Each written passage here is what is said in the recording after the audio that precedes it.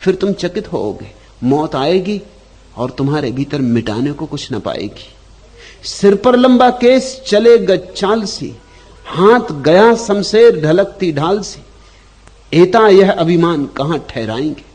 वाजिद कहता है इतना अभिमान कहां ठहरोगे, कहां रुकोगे। एता यह अभिमान, ऐसा लगता है कि तुम रुकोगे ही नहीं, तुम तो बढ़ते ही चले जाओगे, तुम तो सारा जगत जीत के रहोगे। ऐसा लगता है कि तुम तो मौत को भी पछाड़ दोगे। एता यह भी अभिमान कहां ठहराएंगे। इतनी अकड़, तुम तो मौत को पानी पिला दोगे, ऐसा लगता है। लेकिन कौन कब मौत को पानी पिला पाता है। ढालें तलवारें सब पड़ी रह जाती, मौत आती है सब सुरक्षा के उपाय पड़े रह जाते, कुछ काम नहीं आता। मौत के सामने हम एकदम असुरक्षित हो जाते, उसके सामने हम एकदम निरीह असहाय हो जाते। सिर्फ एक व्यक्ति उसके सामने असहाय नहीं होता, जिसने जाना कि मैं नहीं हूं, जिसने शून्य को जाना, वह तो मौत के सामने हंसता है, वह तो मौत से भी मजाक करता है। एक ज़ैन फकीर मर रहा था, ऐसे फकीर मौत से भी मजाक कर सकते। मरने के वक्त उसके सारे शिष्य इकट्ठे हो गए, उसने आंख खोली और कहा कि एक बात पूछूं, कभी तुमने किसी की खबर सुनी जो बैठे बैठे मरा हो, पद्मासन में? एक शिष्य ने कहा क्यों? तो उसने कहा कि अगर कोई न मरा हो पद्मासन में बैठ के तो मैं पद्मासन में बैठ के मरना चाहता हूं, एक बात रह जाएगी। किसी ने कहा कि नहीं, हमने सुना है कि कुछ फकीर पद्मासन में बैठ के मरे। तो उसने कहा तुमने सुना है कभी कोई खड़ा खड़ा मरा हो? तो हम खड़े खड़े मरते। ये मजाक देखते, ये व्यंग, तो हम खड़े खड़े मर जाते, एक बात रह जाएगी। मगर किसी ने कहा कि हमने ये भी सुना है कि अतीत में एक दफा एक भिक्षु खड़े खड़े मरा था। तो उसने कभी एक ही उपाय रहा कि हम शीर्षासन करके मरते, और वो शीर्षासन लगा के खड़ा हो गया। उसके शिष्य भी घबरा गए, कोई मौत से ऐसी मजाक करता। अब वो मर गया कि जिंदा है ये भी कुछ समझ में नहीं आता। शीर्षासन लगाया खड़ा है, उसकी सांस भी खो गई। अब उसको शीर्षासन से उतारना चाहिए कि नहीं उतारना चाहिए? तब उन्हें याद आई कि उस फकीर की बड़ी बहन भी भिक्षुणी पास के ही विहार में, वो भागे गए कि उससे पूछो। वह भी पहुंची हुई सिद्ध महिला थी। वो आई और उसने कहा कि सुन, जिंदगी भर हर बात में व्यंग और मजाक, कम से कम मौत के साथ शराफत और शिष्टाचार का व्यवहार करना चाहिए। तुम हमेशा अटपटी चाल चलते रहे, ढंग से मरो। तो फकीर उछल के बैठ गया। उसने कहा तो ठीक है, फिर ढंग से मरे जाते। बहन ये कह के चली गई और फकीर ढंग से मर गया, लेट गया बिस्तर पर जैसे मरना चाहिए, मर गया। ये बहन भी अद्भुत रही होगी जिसने कहा ढंग से मरो, ये कोई बात है?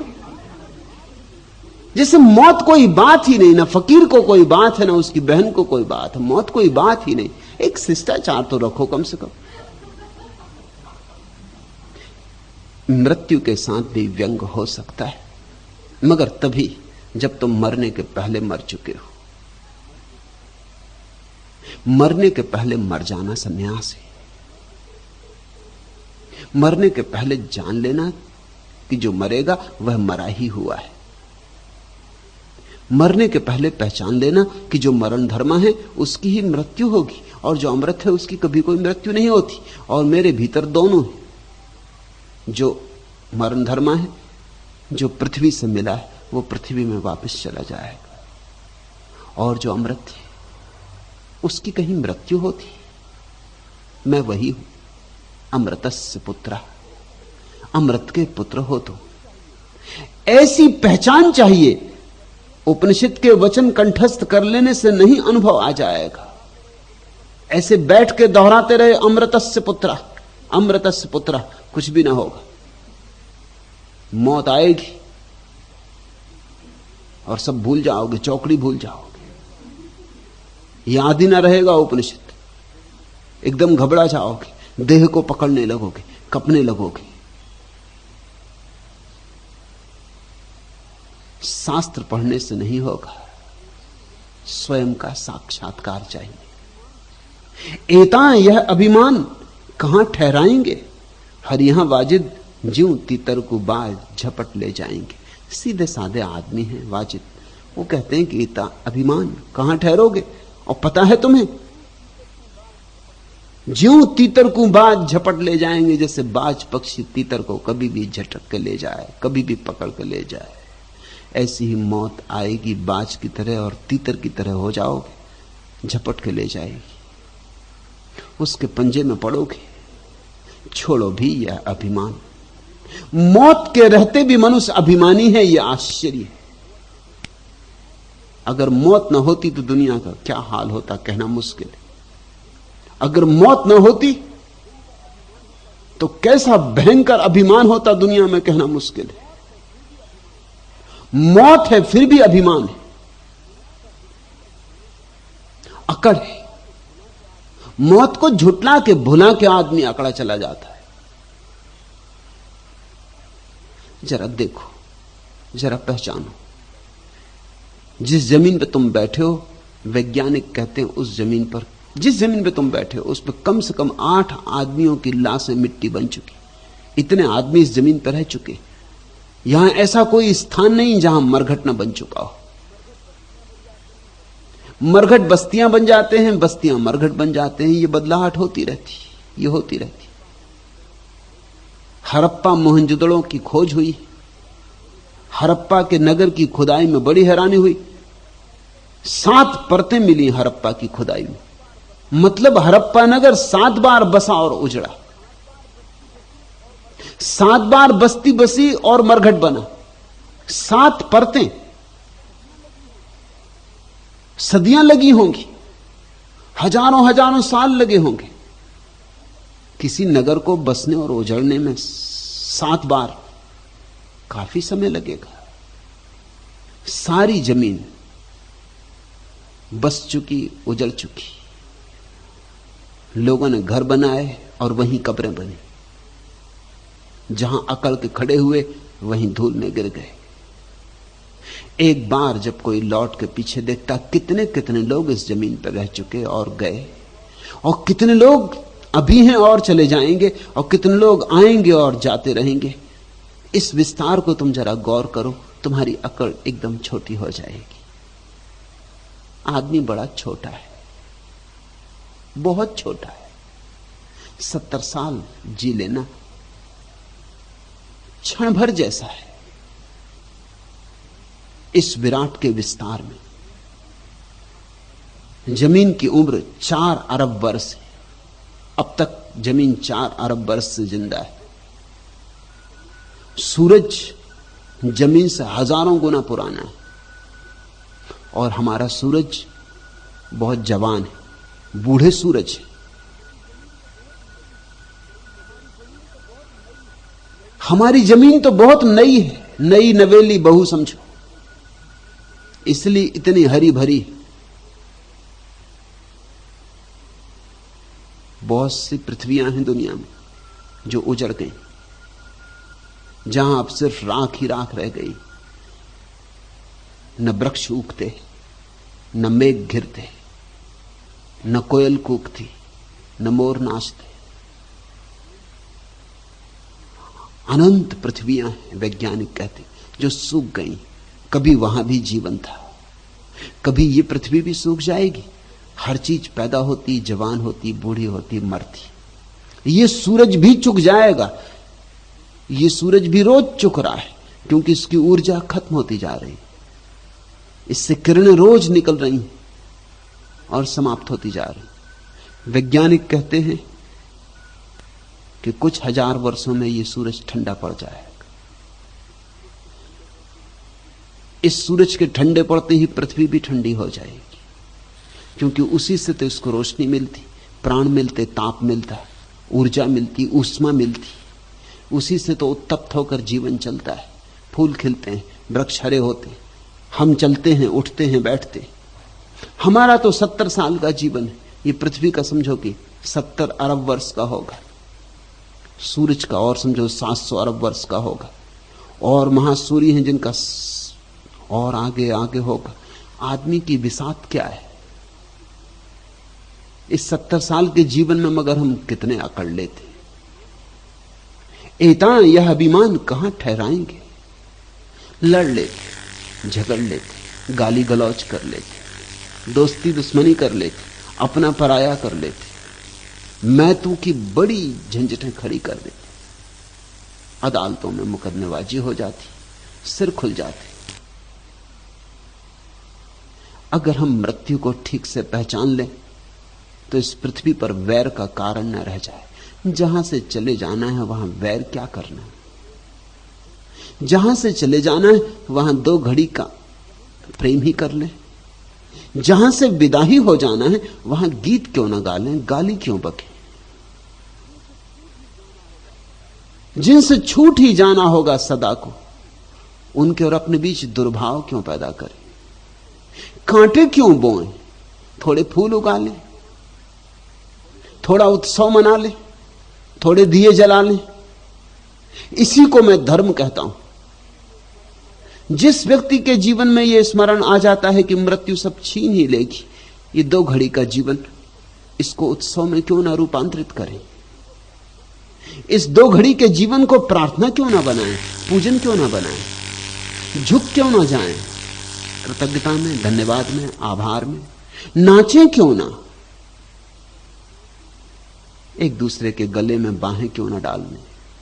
मिट्टी मिट्टी में मिल जाएगी। ये जो क्षण भर मिला है हमें, इस क्षण भर को हम सुगंधित क्यों ना करें। इसको हम धूप के धुएं की भांति क्यों पवित्र ना करें कि ये उठे आकाश की तरफ, प्रभु की गूंज बने। एता यह अभिमान कहां ठहराएंगे, हरिहां वाजिद ज्यों तीतर को बाज झपट ले जाएंगे। आता ही होगा बाज, कभी भी झपट ले जाएगा। इसके पहले कि बाज झपट ले, तुम स्वयं ही जागो। कारीगर करतार के हुनर हद किया कि परमात्मा भी खूब कारीगर है, खूब कुशल है। 10 दरवाजा राख शहर पैदा किया। ये तुम्हारा जो देह है, तुम्हारी जो देह शरीर है, इसमें 10 दरवाजे रखे और एक पूरा शहर बसा दिया है। तुम्हारे भीतर एक बस्ती बसी है। वैज्ञानिक कहते हैं प्रत्येक व्यक्ति के भीतर कम से कम 7 करोड़ जीवाणु हैं। 7 करोड़। बंबई छोटी बस्ती, कलकत्ता भी बहुत छोटी बस्ती। कलकत्ता में 1 करोड़ आदमी है। तुम्हारे शरीर में 7 करोड़ जीवित अणु हैं, 7 करोड़ जीवन। बड़ी बस्ती तुम्हारे भीतर बसी है। एक अर्थ में तुम एकदम छोटे हो, एक अर्थ में तुम भी विस्तीर्ण हो। कारीगर करतार की हुनर हद किया कि हद कर दी हुनर की। दरवाजा 10 राख शहर पैदा किया और 10 दरवाजे रखे इंद्रियों के। 5 कर्म इंद्रियां, 5 ज्ञान इंद्रियां, ये दरवाजे रखे। इन्हीं दरवाजों से तुम जीवन से संबंध बनाते हो और इन्हीं दरवाजों से एक दिन मौत आएगी। इन्हीं दरवाजों से तुम बाहर जाते हो, इन्हीं आंखों से तुम बाहर जाते हो, इन्हीं हाथों से तुम बाहर टटोलते हो, स्पर्श करते हो, इन कानों से तुम बाहर सुनते हो। इन्हीं इंद्रियों से मृत्यु भीतर प्रवेश करेगी। यह जान के तुम हैरान होगे कि प्रत्येक व्यक्ति अलग इंद्रिय से मरता है। किसी की मौत आंख से होती तो आंख खुली रह जाती। हंस आंख से उड़ा। किसी की मृत्यु कान से होती, किसी की मृत्यु मुंह से होती तो मुंह खुला रह जाता। अधिक लोगों की मृत्यु जननेंद्रिय से होती, क्योंकि अधिक लोग जीवन में जननेंद्रिय के आसपास ही भटकते रहते हैं, उसके ऊपर नहीं जा पाते। तुम्हारी जिंदगी जिस इंद्री के पास जी गई है उसी इंद्री से मौत होगी। औपचारिक रूप से हम मरघट ले जाते हैं किसी को तो उसकी कपाल क्रिया करते, उसका सिर तोड़ते, वो सिर्फ प्रतीक है। समाधिस्थ व्यक्ति की मृत्यु उस तरह होती है। समाधिस्थ व्यक्ति की मृत्यु सहस्त्रार से होती। जन्नेन्द्रिय सबसे नीचा द्वार है।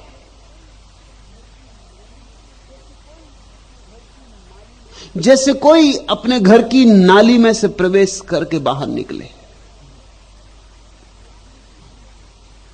सहस्त्रार जो तुम्हारे मस्तिष्क में द्वार, वह श्रेष्ठतम द्वार है।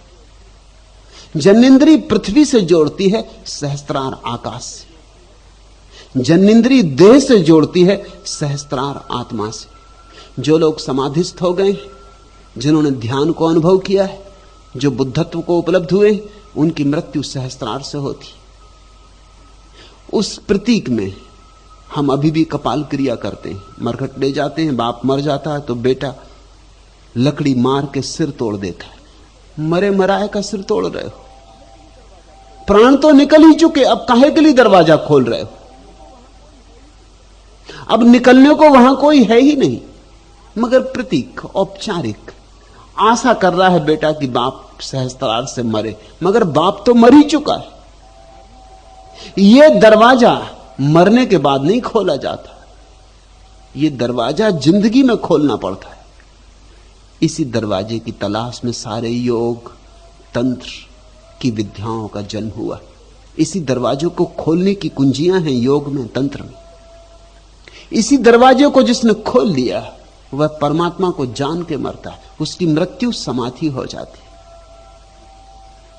इसलिए हम साधारण आदमी की कब्र को कब्र कहते, फकीर की कब्र को समाधि कहते। समाधिस्थ होकर जो मरा है।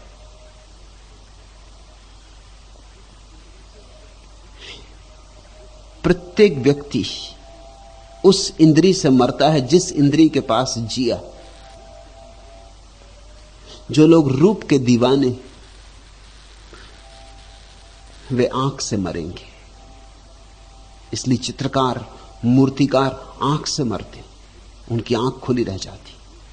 जिंदगी भर उन्होंने रूप और रंग में ही अपने को तलाशा, अपनी खोज की। संगीतज्ञ कान से मरते, उनका जीवन कान के पास ही था, उनकी सारी संवेदनशीलता वहीं संग्रहित हो गई थी।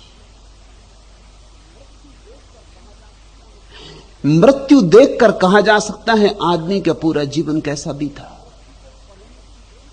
अगर तुम्हें मृत्यु को पढ़ने का ज्ञान हो तो मृत्यु पूरी जिंदगी के बाबत खबर दे जाती कि आदमी कैसे जिया, क्योंकि मृत्यु सूचक है, सारी जिंदगी का सार निचोड़ है। आदमी कहां जिया?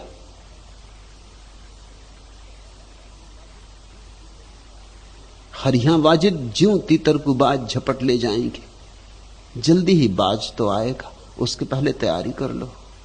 अगर तुम सहस्त्रार पर पहुंच जाओ तो फिर मौत का बाज तुम्हें झपट के नहीं ले जा सकता, फिर तो परमात्मा तुम्हें तलाशता आता। अगर तुम किसी और इंद्री से मरे तो वापस लौट आना पड़ेगा देह में, क्योंकि बाकी सब द्वार देह में है। सहस्त्रार देह का द्वार नहीं, आत्मा का द्वार है। सहस्त्रार 11वां द्वार है, बाकी 10 द्वार शरीर के। 11वें द्वार को तलाश, तुम्हारे भीतर है, बंद पड़ा है। अब तो वैज्ञानिक भी इस बात को स्वीकार करते हैं कि मस्तिष्क का आधा हिस्सा बिल्कुल निष्क्रिय पड़ा है, और बहुत चकित होते हैं कि क्या कारण होगा, क्यों मस्तिष्क का आधा हिस्सा बिल्कुल निष्क्रिय, किसी काम में नहीं आ रहा है। प्रकृति कोई चीज ऐसी पैदा नहीं करती जो बेकाम हो, पैदा करती है तो काम होना ही चाहिए। आधा मस्तिष्क काम कर रहा है, आधा मस्तिष्क बिल्कुल बंद पड़ा है। वही आधा मस्तिष्क सहस्त्रार के क्षण में सक्रिय होता है। उसी आधे मस्तिष्क से प्रार्थना जन्मती, उसी आधे मस्तिष्क से ध्यान उपजता है। वह आधा मस्तिष्क तभी सक्रिय होता है जब कोई बुद्धत्व को उपलब्ध होता है, तब तक सक्रिय नहीं होता। ऐसा ही समझो जैसे तुम्हारे घर में एक द्वार बंद है और तुम कई बार सोचते हो ये द्वार कहां खुलता होगा, और सब द्वार तो तुमने देखे, मगर ये द्वार किस दिशा में ले जाता है, किस खजाने की तरफ पता नहीं, किस गुफा में कहां ले जाता है। जो व्यक्ति अपने भीतर थोड़ा सा खोजबीन करेगा उसे जल्दी ही सहस्त्रार के द्वार पर जिज्ञासा उठनी शुरू हो जाएगी। विज्ञान तो अब इस निष्कर्ष पे पहुंचा है कि मस्तिष्क का आधा हिस्सा निष्क्रिय। योग तो आज 5000 साल से यह कह रहा है कि मस्तिष्क का आधा हिस्सा निष्क्रिय। उसको सक्रिय करने के बहुत उपाय किए हैं योग में, अनेक आसन खोजे उस आधे को सक्रिय करने के लिए। उस आधे को सक्रिय करने के लिए शीर्षासन का उपयोग किया गया, ताकि खून की धारा उस आधे मस्तिष्क को जाके चोट करने लगे, उसे सक्रिय करे। श्वास की प्रक्रियाएं विकसित की गई, क्योंकि मस्तिष्क का भोजन ऑक्सीजन है। मस्तिष्क जीता है ऑक्सीजन पर। जितनी ज्यादा प्राणवायु तुम लेते हो उतना ही मस्तिष्क सक्रिय होता है। इसलिए रात अगर तुम सोने के पहले 15 मिनट प्राणायाम कर लो, फिर रात भर ना सो सकोगे, मस्तिष्क सक्रिय हो जाए। इसलिए रात भूल के भी प्राणायाम नहीं करना चाहिए, या विपस्सना जैसी ध्यान की विधि रात में नहीं करनी चाहिए, अन्यथा नींद खराब हो जाएगी। सुबह की विधियां सूरज के उगने के साथ करनी चाहिए। जितनी तुम श्वास लेते हो उतना मस्तिष्क सक्रिय होता है। जैसे ही ऑक्सीजन कम होती सबसे पहले मस्तिष्क मरने लगता है।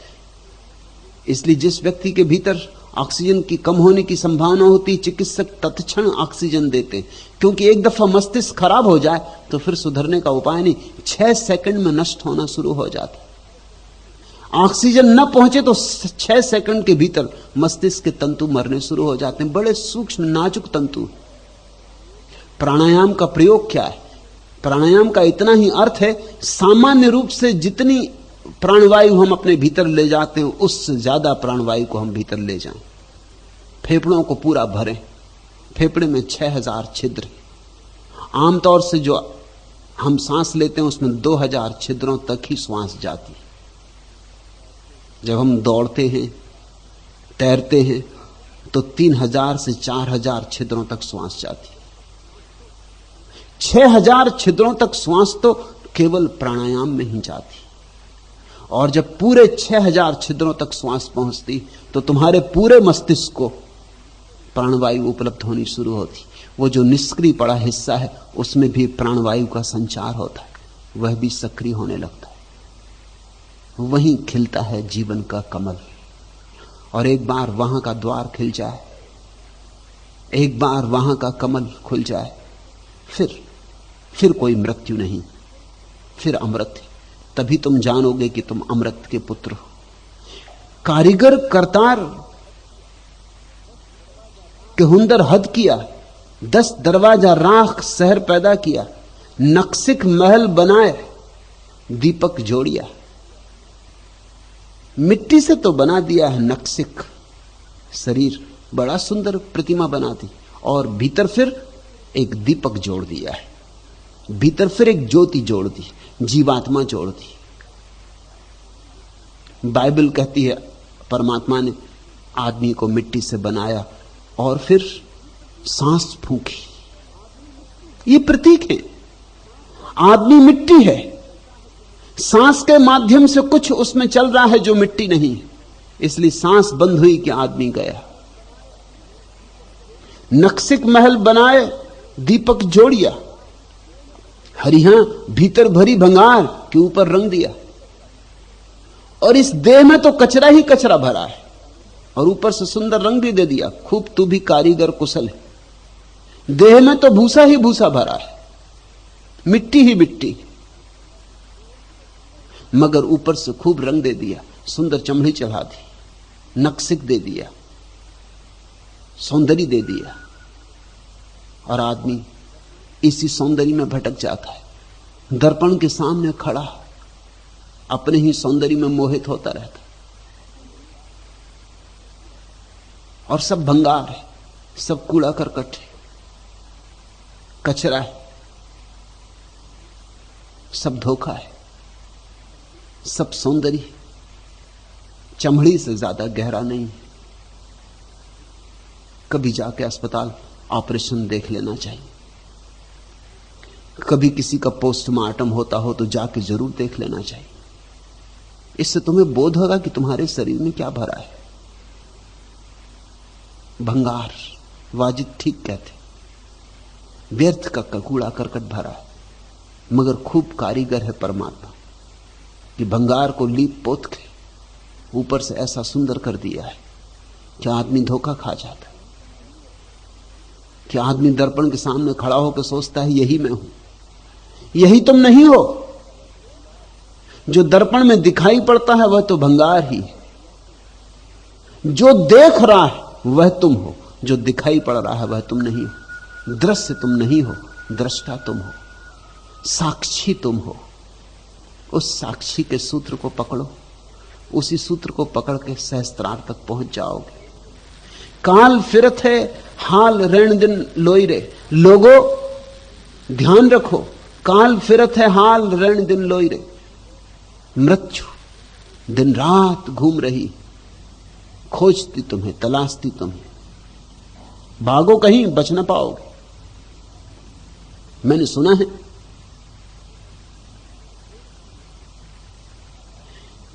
एक सम्राट ने रात सपना देखा कि किसी ने उसके कंधे पर हाथ रखा। लौट के उसने देखा सपने में एक काली छाया, भयंकर, बीभत्स, घबराने वाली। पूछा तू कौन है? उस छाया ने कहा मैं मृत्यु, और तुम्हें सूचना देने आई हूं। कल सूरज के डूबते तैयार रहना, लेने आती हूं। आधी रात ही नींद खुल गई। ऐसे सपने में किसकी नींद ना खुल जाएगी। घबरा के सम्राट उठाया। आधी रात थी, सपना शायद सपना ही हो, मगर कौन जाने, कभी कभी सपने भी सच हो जाते हैं। इस दुनिया में बड़ा रहस्य, यहां जो सच जैसा मालूम पड़ता है अक्सर सपना सिद्ध होता है, और कभी कभी ऐसा भी हो जाता है कि जो सपना जैसा मालूम होता है सत्य सिद्ध हो जाता है। सपने और सत्य में यहां बहुत फर्क नहीं, शायद एक ही सिक्के के दो पहलू। सम्राट डरा। रात ही, आधी रात ही जोशी बुलवा लिए, कहा कि सपने की खोजबीन करो। उस समय के जो फ्रायड होंगे, जुंग, एडलर, मनोवैज्ञानिक, सब बुला लिए। राजधानी में थे बड़े बड़े मनोवैज्ञानिक और जोशी और विचारक, वो सब आ गए अपने अपने शास्त्र लेकर, और उनमें बड़ा विवाद छिड़ गया कि इसका अर्थ क्या है। कोई कुछ अर्थ करे, कोई कुछ अर्थ करे, अपने अपने अर्थ। सम्राट तो घबराने लगा, वैसे ही विभूचन में पड़ा था। इनके अर्थ सुन के और इनका विवाद सुन के और उलझ गया। शास्त्रों से अक्सर लोग सुलझते नहीं, उलझ जाते। पंडितों की बातों से सुन के लोगों का समाधान नहीं होता, और समाधान पास हो तो वह भी चला जाता है। तर्क जाल से समाधान हो भी नहीं सकता। उनमें बड़ा विवाद छिड़ गया, उनमें बड़ा अहंकार का उपद्रव मच गया। उनको प्रयोजन ही नहीं सम्राट से। सम्राट ने कई बार कहा कि भाई मेरे, नतीजे की कुछ बात करो, क्योंकि सूरज उगने लगा, और सूरज उगने लगा तो सूरज के डूबने में देर कितनी लगेगी। मुझे कुछ कहो कि मैं करूं क्या। मगर वो तो विवाद में तल्लीन थे, वो तो अपने अपने शास्त्रों से उद्धरण दे रहे थे, वो तो अपनी बात सिद्ध करने में लगे थे। आखिर सम्राट का बूढ़ा नौकर था,